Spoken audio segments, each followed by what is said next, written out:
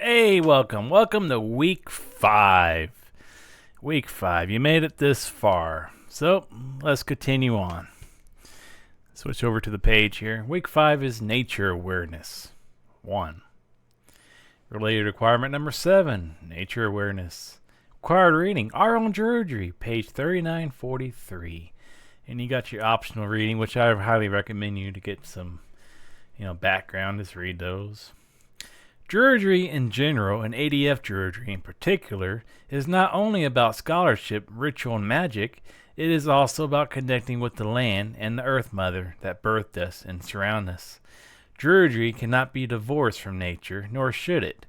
Our liturgies and oaths describe us as children of the earth, and that is truly what we are. Whether their Earth Mother exists in your primary culture or not, the Earth Mother is a neo-pagan goddess who has become central to the workings of ADF over the past 30 years. Probably more than 30 years, but let's continue. We call out to her in every ritual, and she upholds us in ritual as she does in our daily lives. Nature awareness has 3 facets. The awareness of nature as it exists around us, physically, the awareness of the spirits of nature and the relations to us, and the awareness of the Earth Mother herself, and the other deities who are also her children, and the relation of those beings to ourselves. This week, we will examine the nature that exists all around us.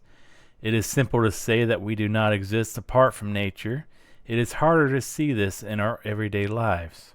Every day, we wake up, shower, put on our clothes, eat, and walk out the door to our jobs or school. On cold mornings, the weather is an inconvenience until we get to our destination. Then we spend the whole day working and stressing over details. On hot days, we hide in air-conditioned buildings, hoping that our electric bills will remain reasonable. When we return at night, we put dinners in a microwave and watch the nightly news. Where do we have time for nature? Where is it in our lives? Those of us who live in cities may think we never see nature. We find ourselves lost in a sea of steel and glass, but even here, nature reigns supreme. Every city has parks that you can go to and spend time in, and many have trees planted along streets. A backyard or a man-made lake may create a haven for you in which you can feel nature. Look for birds' nests or spider webs to show that you were where the nature hides. Find a place that connects you to nature that you can visit on your lunch break or before you work each day.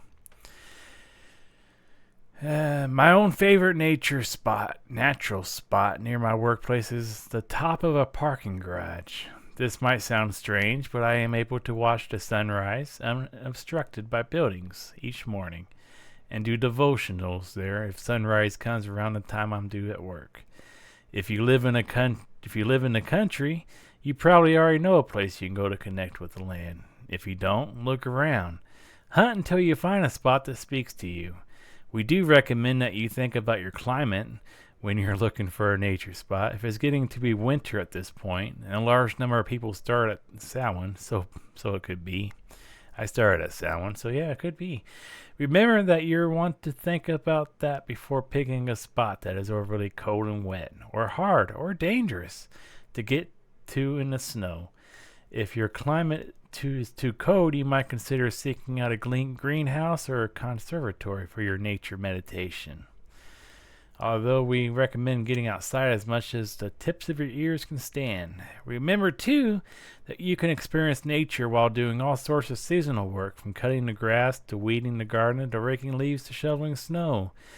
When you're doing one of those tasks that so many of us hate to do, stop and think about how it fits in the cycle of nature. The simple act of working in nature can be remarkably fulfilling. Also, considering your local parks and schedule one weekend each month to spend some time outside, either hiking, jogging, picnicking, or doing activities in a natural space. Yeah. Once you have found this spot, go to it at least once per week for a full hour. Sit, stand, or lie in your place and simply feel the world around you. Isolate the call of a bird and concentrate on it. Listen for the sound of a lizard scurrying through the brush. Watch a colony of ants pick up food from an unsuspecting picnicker. Concentrate on those things and ignore the machines and the other people's calling around you. You have time for them later. Now it's time for you to listen to nature's call. Homework. In your Dedicant notebook, discuss what you felt when you were experiencing nature. Did you have problems focusing? Did you have trouble finding your spot? Try drawing a map from your house or your office to this spot, but don't include street names or man-made objects. Instead, use natural landmarks to remind yourself how to get there in the future. He's going to include a map. Let's see. Were you able to hear things you never heard before? Did you catch a glimpse of the Earth Mother playing with children in a park? Here's his example mapping his directions. It's this map he wrote. There's his house. He walks west. He turns south, I guess by a river? Yeah, there's a river. And he follows the river. And there's his work. I guess he walks to work. And dedicated reading. I want you to read page 39 to 40. See, I think it's 43. 49 to 43 in your Dedicant manual. So that'll be your homework today. Here's my essay I wrote for nature awareness. Growing up in Florida, I spent most of my days outside, playing with friends, doing yard work, or riding my bike anywhere I wanted to go. My entertainment was a lot of fishing and hiking, and sometimes even camping.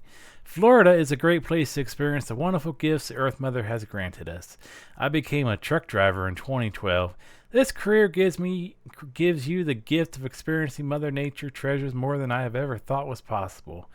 When you leave Florida, land of forests, swamps, and orange trees, and head towards California, many things change. As you travel west, you see the land change before your eyes, from flat terrain to mountains far and wide, to deserted land as far as the eyes can see. My driving route currently has me driving at dawn. I travel over the Tennessee River, where the mountain walls are hugging the river as the sun is rising. Fog is drifting low over the waters. It is a breathtaking view. After moving from Florida to Tennessee, it is a slightly different ecosystem. In Florida, we get our waters from the Zephyrhills Aquifer. In Tennessee, we get our water from the Elk River, which flows into the Tennessee River. I used to go fishing often living in Florida. No doubt it had to do with the lake being almost a stone throw in any direction. After moving to Tennessee, I never had a chance because I was working for a company that kept me out for 2 to 3 weeks at a time, with 2 days of being home. Until recently, when I got my fishing license and drove out to the Elk River. On that day, the river was flowing rapidly as we had a rainstorm the day before. A great blue heron was just hunting off to the side of me as I cast my fishing pole lure into the water. Being out in nature reminded me of what I was missing, communing with nature.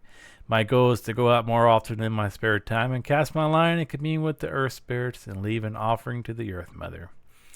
After starting the Dedicant path, I started thinking about what I could do to make a difference on the ecosystem myself. Any minor changes do not seem like it would make an enormous difference in the grand scheme of things, but my reasoning is anything is better than doing nothing. Regarding sustainable energy, my city has a large bank of solar panels to harness the energy from the sun, but our primary source of energy comes from the hydroelectric generators using the Tennessee River as a power source. I often thought of what I could do to save energy. In my house, I have changed from incandescent light bulbs to all LED lighting, replaced my toilets and appliances with high-efficiency models, hoping to save water and electric usage. In my hometown, household garbage is picked up using a local refuge service where they sort through garbage to sort recyclables from waste. The garbage company then sells those recyclables to companies who use the plastic, metals, and other recyclables to make their own products. I have hauled several of those loads in my career.